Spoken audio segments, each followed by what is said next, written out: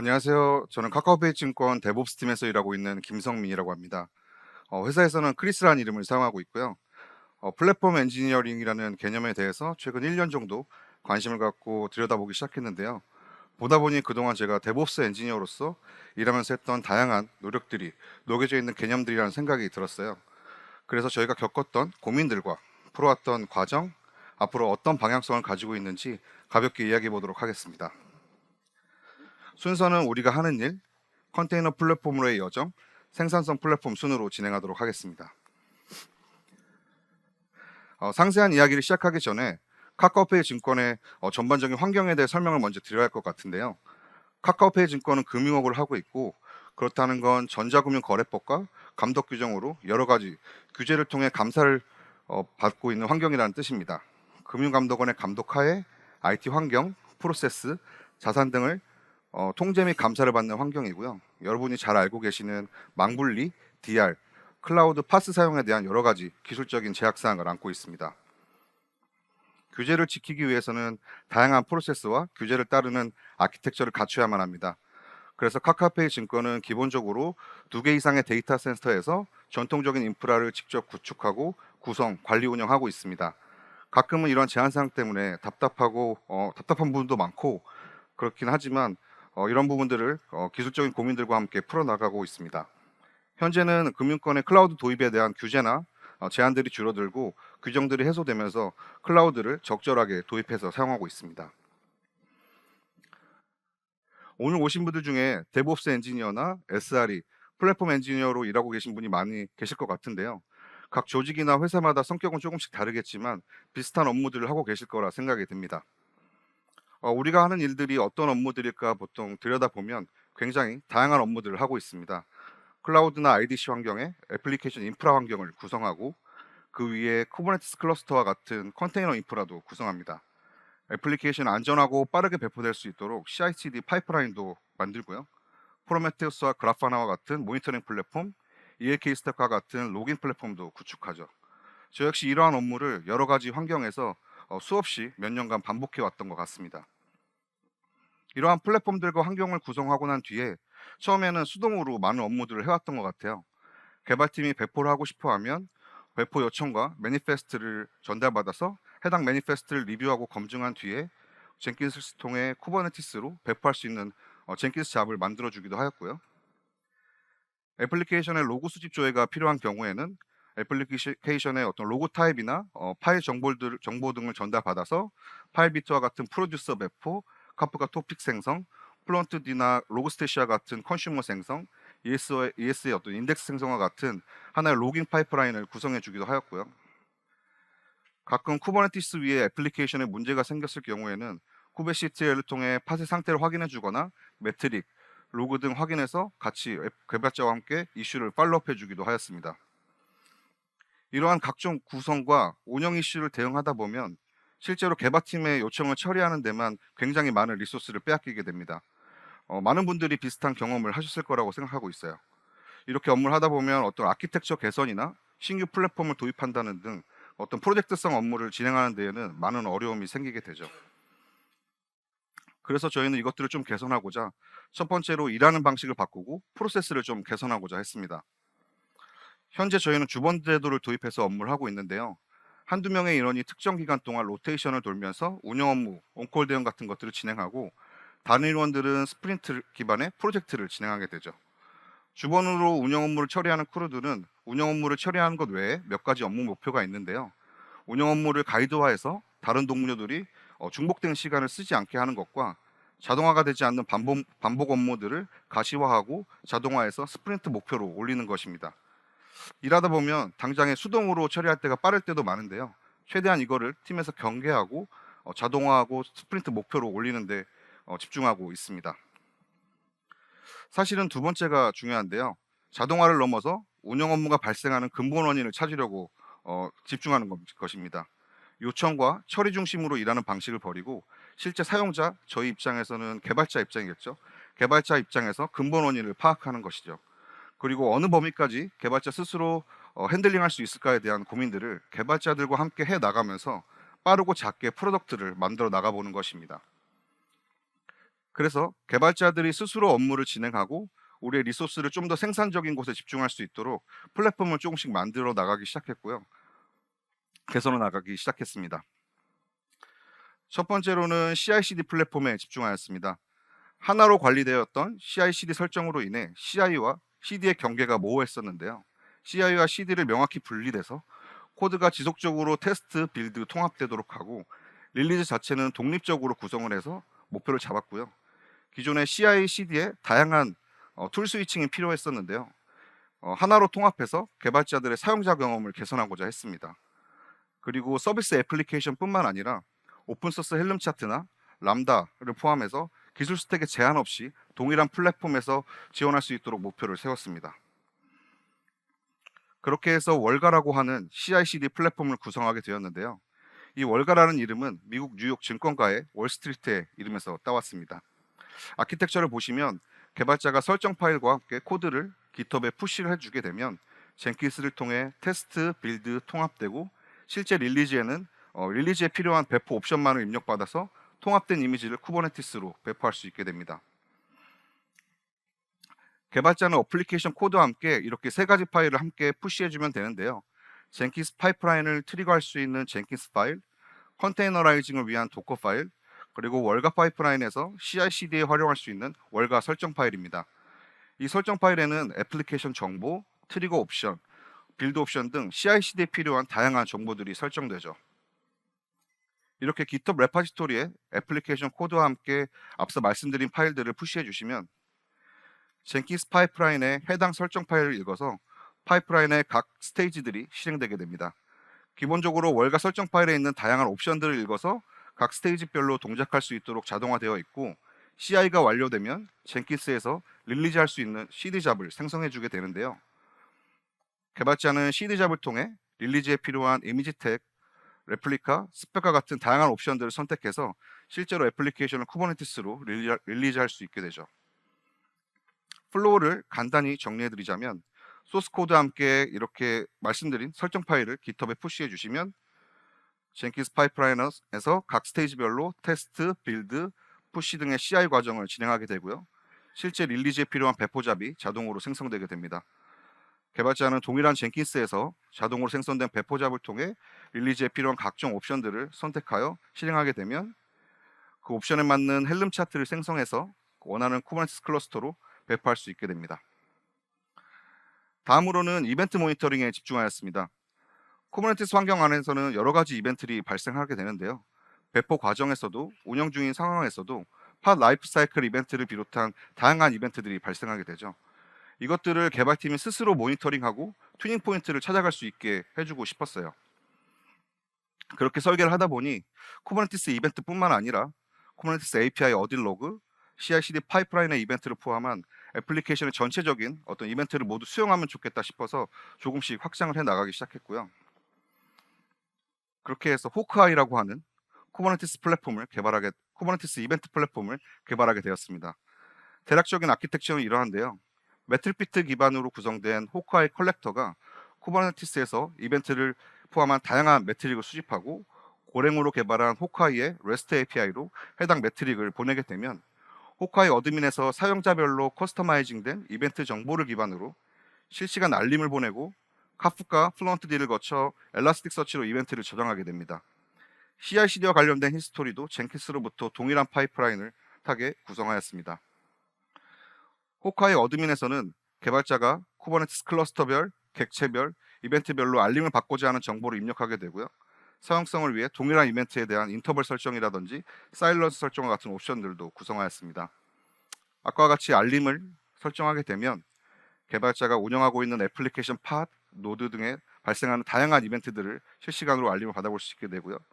확산성을 위해서 개발팀에서 자동화 구현을 할 수 있도록 API도 제공하였습니다. 결과적으로 개발자는 호크아이를 통해서 쿠버네티스에 있는 자신의 애플리케이션에 대한 실시간 상태 이벤트를 확인할 수 있고 히스토리 기반으로 추적 관리를 할 수 있게 됩니다. 다음으로 집중한 것은 쿠버네티스의 사용성입니다.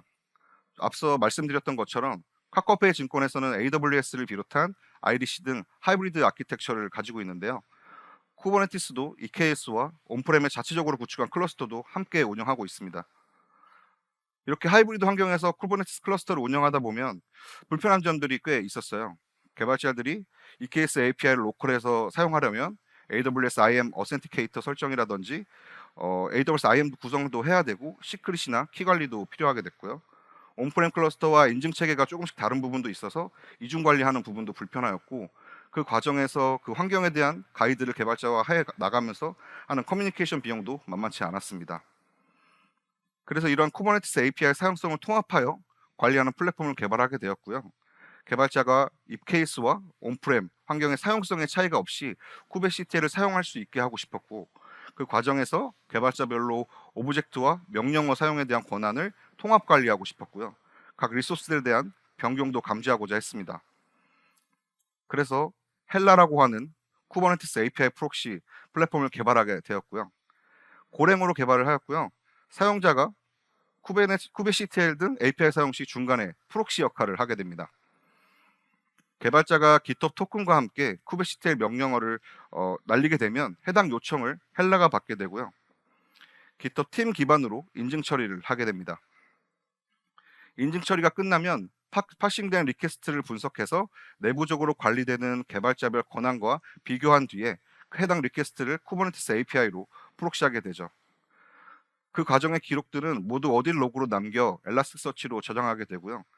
AWS IAM과 같은 쿠버네티스 클러스터별 인증 설정은 헬라에서 모두 처리하기 때문에 개발자는 EKS와 온프렘을 구분하여 환경을 잡을 필요가 없고, 개발자의 각종 실행 권한도 헬라에서 처리하게 됩니다. 이렇게 ES에 저장된 정보 기반으로 누가 어떤 클러스터에 어떤 객체에 어떤 명령을 날렸는지 확인할 수 있고, 로그 기반으로 실시간 알림도 받아볼 수 있게 됩니다.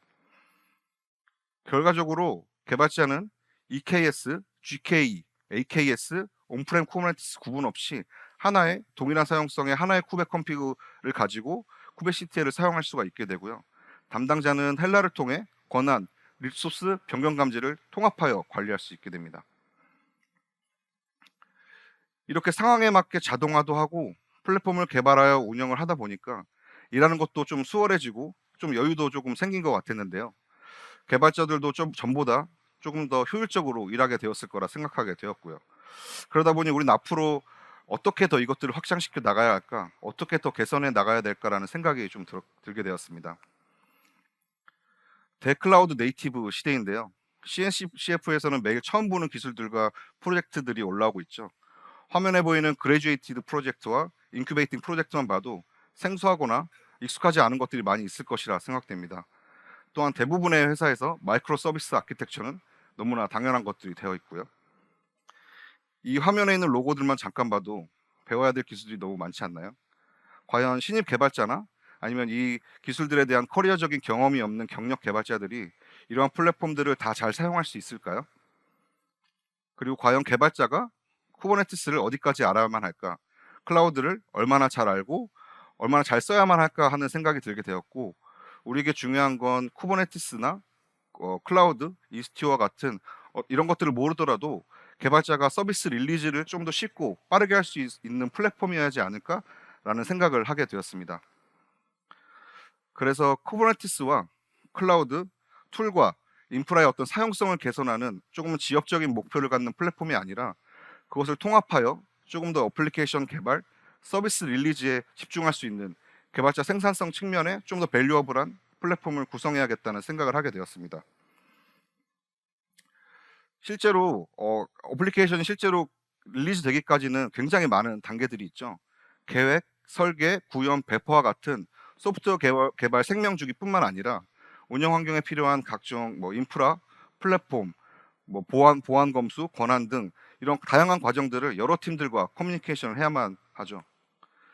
이러한 과정들이 마이크로 서비스 아키텍처의 각 애플리케이션마다 진행된다고 생각하면 그 코스트가 엄청나게 많아지게 될 것입니다. 중복된 업무들도 되게 많아지게 될 거고요. 중간에 병목이 생기면 그에 따른 지연도 엄청 커질 것입니다. 그래서 우리는 여러 툴, 서비스들의 어떤 컨텍스트 스위칭을 최소화하고 각종 정보와 채널을 통합하고 병목이 생기는 구간, 반복되는 곳을 찾아서 가시화, 자동화하고 싶었고요. 외부 디펜던시를 최대한 줄이고 개발자 스스로 해결할 수 있는 어떤 플랫폼을 만들어야겠다고 생각을 하게 되었습니다. 그렇게 위켄이라고 하는 개발자 생산성 플랫폼을 개발하게 되었고요. 위켄은 카카오페이 증권 테크그룹의 캐치프레이즈인데 뭔가 할 수 있다는 자신감을 좀 담아내고자 플랫폼의 이름으로 차용했습니다. 큰 컨셉은 단일 채널로 통합 관리하고 표준화된 방식을 지향하는 IDP, 내부 개발자 플랫폼과 같습니다. IDP로 뭐 많이 알고 계시는 현재 유명한 백스테이지도 POC를 했었었는데요. 기존에 구성된 플랫폼들과 연동하고 또 자유롭게 좀 커스터마이즈 하고 싶고 그런 것들을 위해서 자체 개발을 하게 되었고요. 하지만 많은 부분 백스테이지를 차용하였고 앞으로 여러 가지 관련 모듈들을 좀 활용해서 활용하는 방향을 가지고 있습니다. 아키텍처는 대략 이러합니다. Next.js 기반의 위켄 API가 있고요. 위켄에서는 카탈로그, 인증, 권한, 목 등 플랫폼에 필요한 여러 가지 API를 담당하고 있고요. 생산성 지표를 수집하기 위해 젠킨스, 깃허브, 지라와 연동해서 데브레이크도 구성하였고요. 보다 보면 익숙한 플랫폼들이 있죠. 앞서 설명드렸던 그리고 저희가 개발하고 운영하고 있던 월가, 헬라, 호크아이 등이 있고요. 기존에 구성하였던 플랫폼들과 연동해서 내부 동작들을 구성하였습니다. 전반적인 목표는 앞서 말씀드렸던 것처럼 소프트웨어 개발 생명 주기를 담아내고자 하였는데요. 세부적인 단계는 조금씩 늘려나가겠지만 현재는 크게 구성, 개발, 릴리즈 부분의 기능에 집중하였습니다. 먼저 서비스 카탈로그를 관리를 통한 구성 관리입니다. 개발자는 생성된 소프트웨어 카탈로그 템플릿 기반으로 애플리케이션을 구성할 수 있습니다. 현재 자바, 파이썬, 고랭 등 랭귀지별 템플릿을 선택할 수 있고요. 커스텀 헬름 차트, 람다와 같은 파이프라인 템플릿도 선택할 수 있습니다. 이렇게 템플릿을 선택한 뒤에 애플리케이션에 관련된 정보를 입력해 줍니다. 아래 보면 아까 보여드린 월가 파이프라인을 사용하는 월가 설정 파일이 있는데요. 이렇게 위켄에서 관리할 수도 있고 기존 방식대로 깃허브 기반으로도 관리가 가능합니다.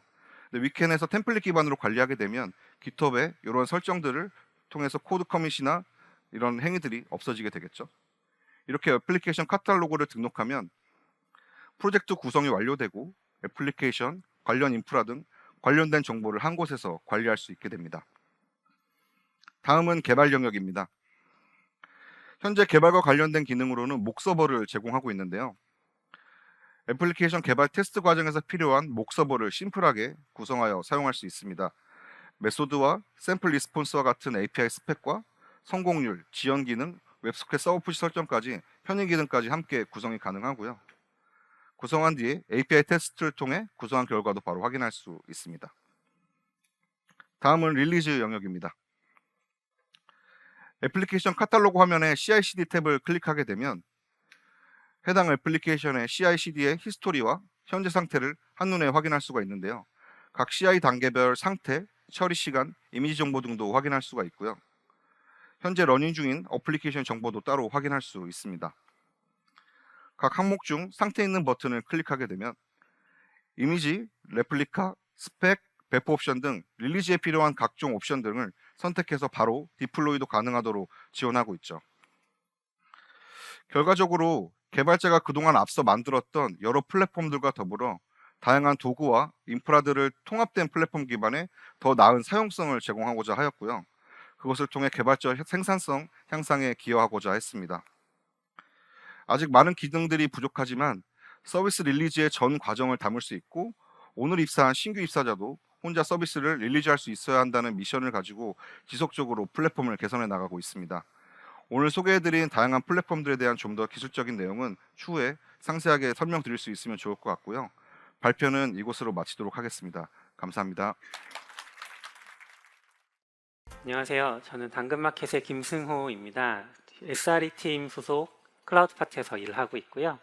제가 오늘 발표할 내용들은 저희가 AWS API를 사용하면서 어떤 배운 것들이 있는지 이런 내용들을 공유하고 싶습니다.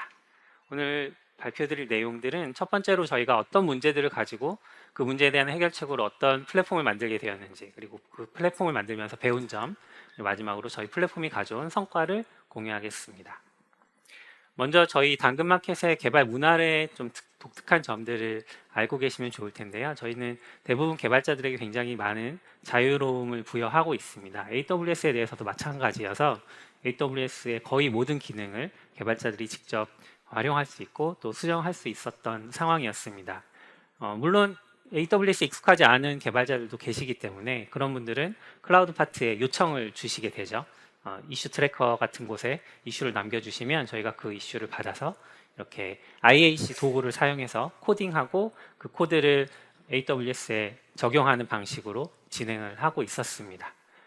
그런데 이제 개발자들이 많아지고 저희 개발자들이 만들어 주신 프로젝트 단위로 저희 IAC 저장소를 만들어 놓고 있었는데 이런 것들이 다 많아지기 시작했습니다. 저희는 이제 4명 정도로 운영을 하고 있었고요. 한 개발자가 대략 50개 정도의 저장소를 담당하고 있었던 상황이라고 볼 수 있겠죠. 저희가 IAC를 도입한 이유는 이런 약속 때문이었습니다. 코드를 만들면 그 코드가 곧 AWS의 리소스 상태를 그대로 반영한다 였는데요. 실제로 운영을 해보니까 그렇지가 않은 상황들이 굉장히 많이 발생을 했습니다. 여기서도 IAC를 사용해 보신 분들이면 아마 그 상황들을 잘 알고 계실 텐데요. 개발자들이 저희와 협의 없이 AWS 리소스를 수정하기도 하고 또 저희 팀 동료가 급한 일이 있어서 콘솔에서 직접 수정을 하고 이런 일들이 반복되면 IAC 저장소가 정말 이렇게 현재 상태를 반영하지 못하는 경우들이 굉장히 많이 발생합니다. 또 하나의 문제점은 IAC 도구 자체의 버전이 있는데 이 버전이 굉장히 호환성을 많이 탄다는 점이었습니다. 호환되지 않는 기능들이 있어서 버전을 올리고 나면 또 이 각 플러그인들의 버전까지도 저희가 관리를 했어야 되고요. 저희가 또 내부적으로 모듈을 만들어 놓았었는데 이 모듈에 대해서도 저희가 버전을 만들다 보니까 각각의 버전들을 맞추고 나면 하루가 지나가는 이런 일들이 비일비재하게 발생하기 시작했습니다. 그래서 저희는 IAC와 헤어지고 이제 다른 방식을 찾아보자라는 결심을 하게 되었고요. 물론 이 IAC를 벗어나려고 하는 것은 서비스용 리소스에 대해서만 이런 결정을 내리게 되었습니다. 저희가 어떤 해결책을 찾을 수 있을까 하고 이제 서칭을 하던 중에 풀사이클 디벨롭먼트라는 개념을 발견했는데요. 이 풀사이클 디벨롭먼트에서는 개발팀이 직접 개발하고 또 테스트하고 배포하고 그뿐만 아니라 운영까지도 모두 다 할 수 있어야 한다. 그것을 가능하게 하는 것은 바로 소프트웨어 도구다. 이런 개념들을 전달하고 있습니다. 또 저희가 SRE의 정의를 다시 한번 되짚어 보니까 SRE 역시 소프트웨어 도구를 사용해서 IT 인프라 작업을 자동화하는 업무를 한다라고 적혀 있더라고요. 그래서 저희가 이런 것들을 기반해서 저희의 요구사항을 좀 정리를 하고 목표를 세웠습니다. 첫 번째 목표로는 저희의 개발팀이 클라우드 리소스를 직접 생성하고 관리할 수 있게 하자. 두 번째로는 저희가 가지고 있던 암묵지들이 있는데 이 암묵지들을 코드로 명시화하자. 또 암묵지뿐만 아니라 저희가 가이드 문서를 굉장히 많이 만들어 놨는데 이 가이드 문서에 적혀 있는 규칙들이 사실 사람이 실행하다 보면 규칙을 어긋나게 만들어 버릴 수도 있는데요. 이 규칙들을 코드화해서 사람이 실수하지 않게 만들자. 세 번째로는 개발팀이 이 어떤 플랫폼을 사용한다고 할 때 그 허들을 낮추자. 그래서 컨트롤이라고 기존에 앞서서 카카오페이 증권의 김성민 리드께서 발표해 주실 때 위켄이라는 플랫폼을 얘기해 주셨는데요. 그 위켄과 비슷한 저희의 플랫폼이 있습니다. 컨트롤이라는 플랫폼인데 이 컨트롤 위에서 작동을 시켜서 개발팀이 좀 어색하지 않고 새로운 플랫폼을 배울 필요 없이 하자. 그리고 마지막으로는 모든 리소스를 다 다루기에는 저희의 인력이 부족하니 개발팀이 자주 요청하는 리소스에 대해서만 플랫폼에 담아보자라는 목표를 세웠습니다. 중간에 얘기 드렸던 컨트롤 플랫폼에 대해서는 저희 유튜브에 들어오시면 좀 자세한 내용들을 보실 수 있을 겁니다. 그래서 링크를 드렸고요. 저희가 그래서 KRP라고 하는 캐롯 리소스 플랫폼을 만들기로 결정을 하고 진행을 했습니다.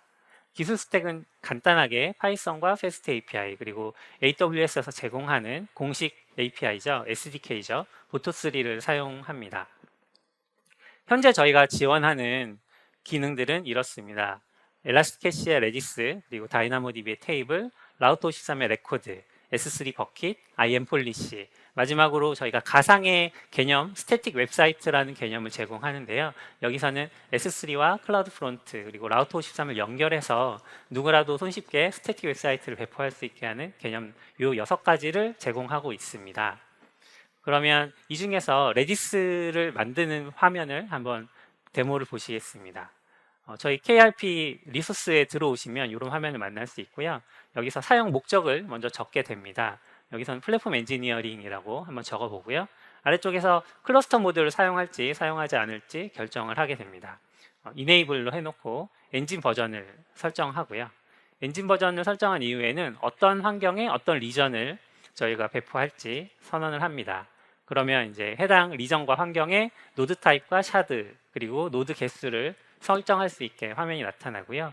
여기서 알파는 좀 작게 노드 샤드를 설정했지만 프로덕션은 조금 넉넉하게 이렇게 설정하고 마지막으로는 왼쪽 아래에 있는 초록색 버튼 레디스 생성 버튼을 누르면 레디스가 생성됩니다. 약간 시간이 걸리는데 제가 편집을 했어요. 그래서 이제 링크가 나타나는데 이 링크를 눌러보면 저희가 만들어 놓은 리소스들이 보이고요. 링크를 클릭하면 클러스터의 정보가 상세하게 나타나게 됩니다. 상세 화면에서 볼 수 있는 다른 기능들도 있습니다. 노드의 유형을 바꾼다거나 엔진 버전을 바꾸고 혹은 샤드나 레플리카 개수를 수정하는 일들, 특정 노드를 페일오버하는 기능, 그리고 삭제 요청을 하는 기능들까지 저희가 다양한 기능들을 추가해 놓았고요. 또 문서에 대해서도 굉장히 개발팀들이 궁금해 하실 수 있기 때문에 클러스터 모드는 어떤 의미인지 또 네트워크 퍼포먼스에 대해서는 어떤 문서를 참고하면 좋은지 그리고 엔드포인트를 복사할 일이 많으니까 엔드포인트 끝에는 복사하기 버튼을 추가한다거나 그리고 아래쪽에 조금 잘렸는데 모니터링을 위해서 그라파나 대시보드로 이동하는 버튼까지 추가를 해 두었습니다. 물론 이렇게 한다고 해도 개발팀은 여전히 이슈 트래커를 사용하던 분들은 이슈 트래커로 이동을 하겠죠. 그래서 저희가 이슈 트래커에 있는 레디스 생성 템플릿에 이런 안내 문구를 적어 두었습니다. 컨트롤에 가면 직접 할 수 있습니다. 한번 해보세요. 라고 했더니 그 다음부터는 이슈 트래커에 생성되지 않고 직접 한번 만들어 보시더라고요. 저희가 이 개발자 플랫폼을 만들면서 배운 점은 크게 2가지입니다. AWS API의 특징과 두 번째로는 사용자 경험이 얼마나 중요한지였는데요. AWS API의 장점을 생각해 보면 문서대로 작동한다는 점이 저에겐 굉장히 큰 장점이었습니다. 저희가 AWS 외에도 다양한 SaaS 서비스들 그리고 클라우드 프로바이더들을 사용하고 있기 때문에 이것들을 연동하는 경험들이 많이 있는데요. 외부 API를 연동해 보신 분들이라면 아시겠지만 문서대로 작동하지 않을 때 그것이 얼마나 큰 고통으로 다가오는지 아마 느껴보신 분들이 있을 거예요. 그래서 AWS SDK에서는 그런 일이 지금까지 한 2년 정도 지나는 동안에는 한 번도 없었습니다. 그래서 이것들이 굉장히 문서를 볼 때마다 저희가 신뢰를 많이 가지고 진행을 하고 있고요. 뭔가 안 되면 저희 탓을 하게 되겠죠. 두 번째 장점은 호출은 동기적이지만 작동은 비동기적이라는 점이었습니다. 저희가 파이썬을 선택했기 때문에 파이썬은 일반적으로는 동기적인 방식으로 작동을 하고 이 동기적인 작동 방식이 파이썬 프로그래머들에게는 굉장히 익숙한 상황인데요. 그래서 동기적으로 작동한다는 게 어떤 의미인지를 좀 구체적으로 설명드리면 엘라스티캐시 레디스를 만든다고 할 때 사용자가 저희한테 KRP에 요청을 보내면 KRP가 이 요청을 받아서 보토3에 다시 요청을 보냅니다. 그럼 보토3는 생성을 시작하죠. 근데 시작하자마자 저에게 응답을 줍니다. 완료가 되지 않아도요. 생성 중이라는 응답을 보내면 저희 KRP가 그 응답을 받아서 사용자에게 현재 생성 중입니다 라는 메시지를 전달할 수 있게 되죠. 이게 만약에 동기적이지 않은 방식이었다면 작동이 동기적이었다면 어떤 식으로 문제가 생기냐 하면 사용자가 생성 요청을 누른 다음에 생성이 완료될 때까지 아무런 메시지도 받지 못하고 브라우저에서 계속 로딩 중이라는 화면을 볼 수밖에 없겠죠. 생성이 끝날 때까지 뭐 5분에서 10분 정도 그동안 계속 빈 화면을 볼 수밖에 없었을 겁니다. 이런 문제점들을 또 AWS의 그런 동기적인 비동기적인 작동 방식 덕분에 해결할 수 있었고요. 하지만 단점도 있습니다. 저희가 느꼈을 단점이고 API 자체의 어떤 단점이라기보다는 저희가 느꼈을 단점인데 첫 번째로 현재 보시는 화면은 다이나모DB를 생성하는 화면이에요. 많이 보셨을 텐데 위쪽에서는 캐퍼시티 모드를 설정하고 아래쪽에서는 오토 스케일링을 설정할 수 있습니다.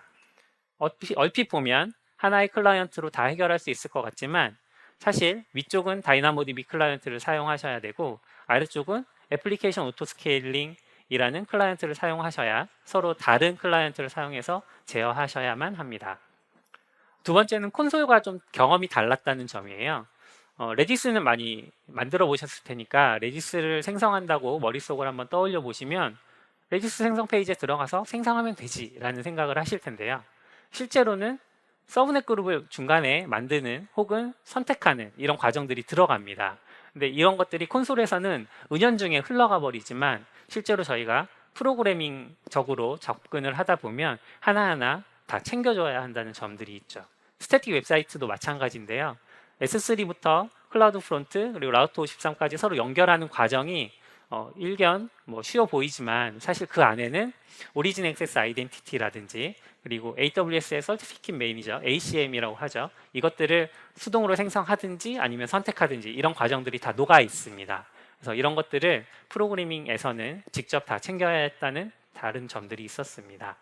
또 여기에 태그를 붙이려면 리소스 그룹 태그라는 또 다른 리소스들이 추가되기 마련이고요. 마지막 단점은 저희가 생성 도중에 레디스를 생성하다가 실패하면 어떤 일이 벌어지는가에 대해서 잘 모르고 접근을 했었어요. 그런데 만약에 엘라스티캐시에 레디스를 생성한다고 가정하면 이 과정이 서브넷 그룹을 만들고 또 파라미터 그룹을 만들고 마지막으로 레디스를 생성하기 시작합니다. 모종의 이유로 레디스 생성이 실패한다면 그 중간에 있는 서브넷과 파라미터 그룹을 AWS가 자동으로 삭제해주지 않겠죠, 당연히. 물론 자동으로 삭제해 준다면 그것도 큰 문제를 발생시킬 수 있기 때문에 이것들이 삭제되지 않기 때문에 저희가 이 찌꺼기를 수동으로 제거해 줘야 된다는 점들을 배울 수 있었습니다. 사용자 경험이 중요하다는 점도 저희가 알게 됐는데요.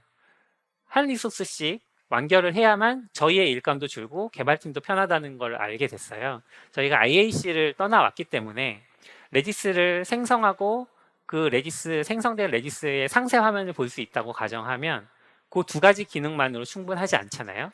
다른 기능들을 요청을 하실 텐데 다른 기능들을 사용할 수 없으니까 저희 팀에 이제 요청을 하시게 됩니다. 그러면 저희는 애초에 계획했던 뭔가 플랫폼을 만들어서 제공하고 저희는 그 플랫폼을 고도화하는 일을 하겠다라고 했던 그 애초의 목표에서 벗어나서 사용자들이 요청하는 개발팀이 요청하는 그런 요청들을 처리하느라 더 바빠지는 상황들이 발생하게 되겠죠. 그래서 여러 가지 기능들을 가급적이면 한 리소스 안에서 모두 제공하고 그 다음 리소스로 넘어가는 일들이 굉장히 중요했었습니다. 두 번째로는 플랫폼에서도 사용자 경험이 중요하다는 점들 다시 한번 느꼈는데요. 저희가 처음에 작업을 할 때는 보토3 API를 쭉 읽어보고 공부한 다음에 그 API를 저희의 규칙에 맞게 랩핑해서 백엔드 API를 만들고 그 다음에 사용자 UI라고 할 수 있는 프론트엔드를 개발했었습니다. 그런데 개발을 하다 보니까 프론트엔드에 맞춰서 자꾸 수정하는 일이 거듭되더라고요. 그래서 이런 일들 좀 피하기 위해서 사용자 UI를 중간에 먼저 공부를 하고 어떤 식으로 제공할 것인지를 고민한 다음에 백엔드 API를 만들었더니 이런 일들이 좀 줄어들었습니다. 마지막으로 플랫폼이 편향을 만들 수 있다는 점들을 알게 됐는데요.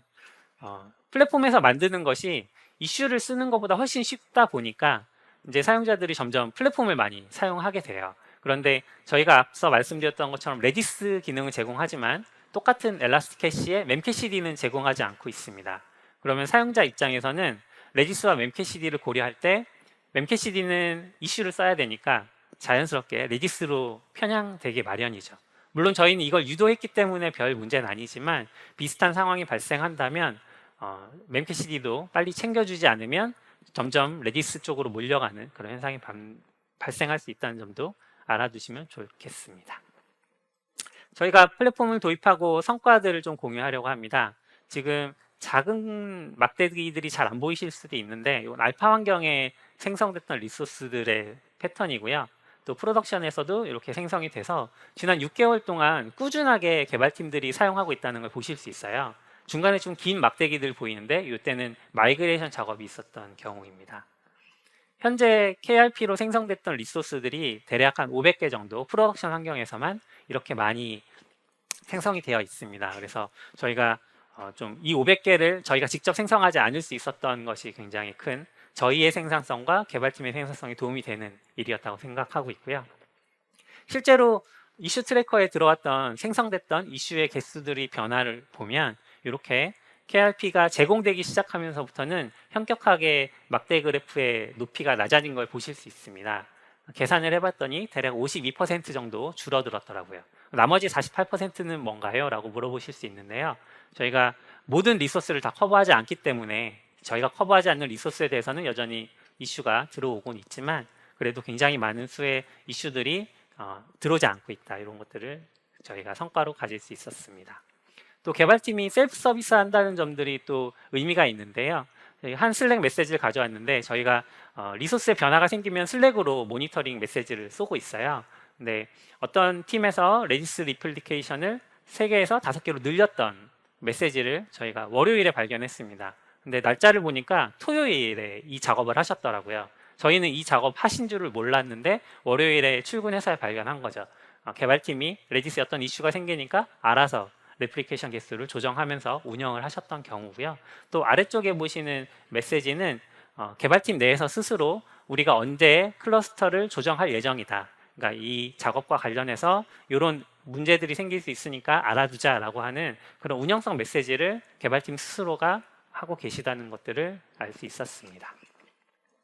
모두가 레지스를 만들다 보면 무분별하게 레지스를 생성해서 비용이 높아지지 않을까라는 걱정을 하실 수도 있는데요.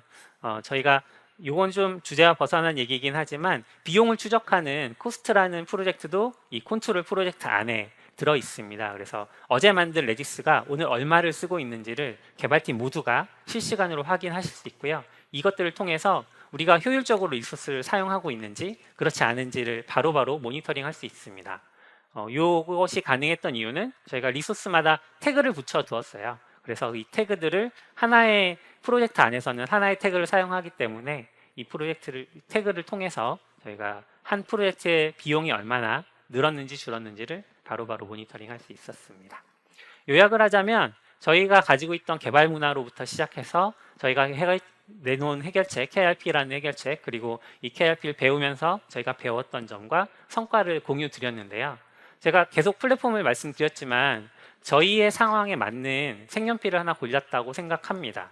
여러분과 여러분의 회사에 맞는 그런 색연필은 또 다른 색깔일 수 있고요. 저희는 좀 리소스가 있었기 때문에 이런 UI가 풍부하고 또 플랫폼이 제공되고 있는 이런 것들을 플랫폼화 했지만 또 작은 자동화들이라고 하더라도 그런 자동화가 충분히 여러분에게는 또 플랫폼의 역할을 할 수 있다고 생각하기 때문에 각자의 상황에 맞는 그런 플랫폼들을 고민하셨으면 좋겠습니다. 들어주셔서 감사합니다.